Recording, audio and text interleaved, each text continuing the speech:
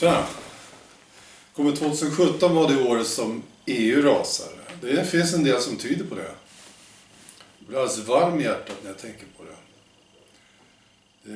Jag lyssnade på någon, jag tror han är irländare, en ekonom. Han har förutspått, långt i förväg förutspådde han Brexit, Trumps vinst i USA och resultatet från den här folkomröstningen som de hade i Italien nyligen.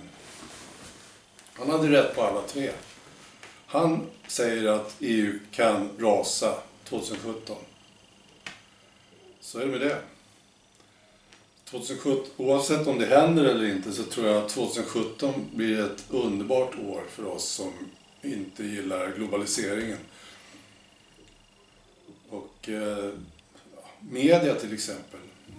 Det är det kanske det roligaste exemplet. Mest underhållande. Jag läste Aftonbladet, de publicerade en opinionsundersökningen och de var i panik alltså. Panik. 44% av de som hade svarat på frågan tyckte att Sverigedemokraterna hade den bästa invandringspolitiken.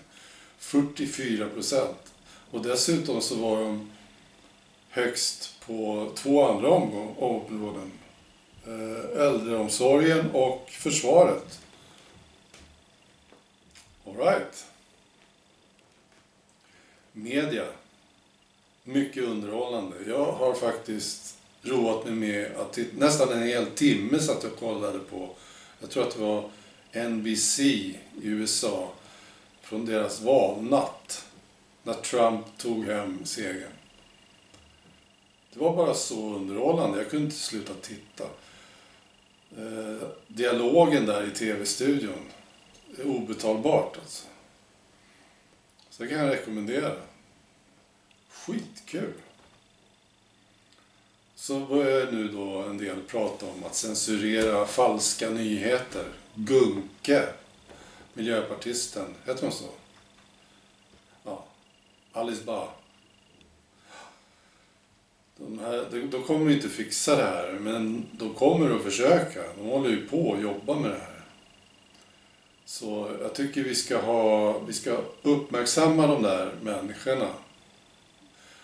Vi pratar om Kina nu egentligen. Kina är ju, där kan du inte se vissa hemsidor. Staten bestämmer vilka hemsidor som folket kan besöka. Så vi pratar om Kina egentligen. Ja, det är folket som ska avgöra vad som är sant och vad som är falskt. Vi kan inte överlåta det till journalister. Så är det. Sen tycker jag att det franska valet är otroligt spännande. Och det här är också ett exempel på, kanske det viktigaste exemplet vi har när det gäller EU. Och förhoppningen om att EU ska rasa kanske redan i år. Jag har läst på lite mer om franska valet. Jag gillar ju Marine Le Pen. Hon har en unik idé om att hon ska göra det bättre för fransmännen. Helt unik. Vi vet ju inte vad det heter. Det har vi aldrig hört talas om här i Sverige. Vad är det för tanke? Ska vi göra det bättre för befolkningen? Ska svenskarna känna sig tryggare? Ska de få mera pengar på löningsdagen? Och så vidare. Ska våra pensionärer få det bättre? Ska skolan bli lugnare? Alla de här områdena. Ja. Så att Marine Le Pen är en intressant kvinna. Jag gillar henne också personligen. Som typ. Så, hon kommer att gå vidare från första omgången. Det är 2 omgångar. Första omgången kommer hon gå vidare definitivt. Och hon kommer ställas mot en konservativ snubbe som är typ som Thatcher. Right? Och då har de en plan nere i Frankrike där de ska kunna stoppa Marine Le Pen från att bli president. Det är ju en skräck där nere bland liberaler och vänsterfolk. Så då ska de samarbeta. Det betyder alltså att alla de här som försvinner efter första omgången alltså socialdemokrater typ, va? Kommunister, de försvinner efter första omgången. Så deras representant finns inte kvar. De har ingen som de kan rösta på egentligen. Och då så är meningen att de ska rösta på den här Thatcher-snubben för att stoppa Marine Le Pen. Det är tanken. Så det där ser inte speciellt möjligt ut faktiskt. Så jag menar att Marine Le Pen mycket väl kan ta hem det där. Och det betyder att de kommer folkomrösta om EU. Snabbt. Fransmännen. Och hon vill ju också att de lämnar euron. Okej.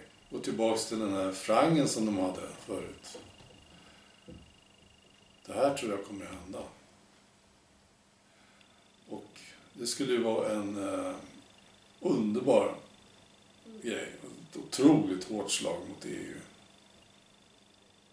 EU är otroligt skakat just nu. Skönt. Väldigt skönt. Ja, det var väl det. Så jag ser fram emot 2017. Vad kan vi göra? Vi kan fortsätta snacka. Och som jag brukar tjata om, ge varandra support. Det är viktigt. Tjafsa inte så jävla mycket.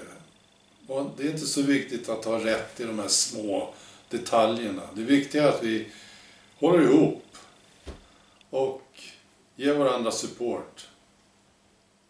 Jag försöker själv göra det så mycket jag kan. Och det tror jag är viktigt och betydelsefullt för framtiden här i Sverige. All right. Hej.